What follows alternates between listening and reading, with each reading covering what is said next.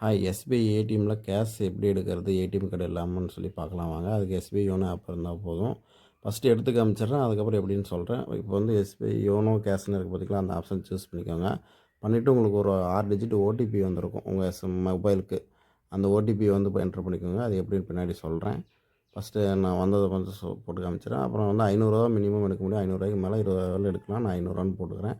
போட்டு உங்களுக்கு 6 digit OTP வந்து நீங்கள் செட் பண்ணியிருப்பீங்க. அந்த ஓடிபி கொடுங்க. அதை எப்படி செட் பண்ணுறதுன்னு நான் சொல்கிறேன். ஓடிபி போட்டு சப்மிட் கொடுத்தீங்கன்னா உங்களுக்கு பாருங்கள், நான் பாருங்கள் ஏடிஎம் போடல, ஒன்றும் போடல, கேஷ் வந்துடுச்சு பார்த்தீங்களா. நான் இப்போ வாங்க, அது எப்படி நாம் வந்து அப்ளை பண்ணுறது ப்ராசஸ் பார்க்கலாம். நீங்கள் எஸ்பிஐ ஏன்னா ஓப்பன் பண்ணிக்கோங்க. ஓப்பன் பண்ணிட்டு யோனோ கேஷ்ன்னு சொல்லி ஒரு ஆப்ஷன் இருக்குது பார்த்தீங்களா, அதை ஓப்பன் பண்ணிக்கோங்க.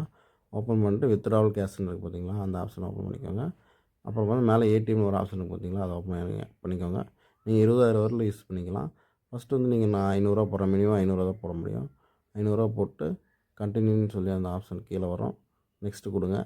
நெக்ஸ்ட்டு கொடுத்தீங்க அப்படின்னா உங்களோட பாஸ்வேர்டு செட் பண்ண கடைசியாக பாஸ்வேர்டு கிடச்சி பார்த்தீங்களா ஏடிஎம்மில், அதில் வந்து நீங்கள் பாஸ்வேர்டு 6 செட் பண்ண சொல்லுவோம்.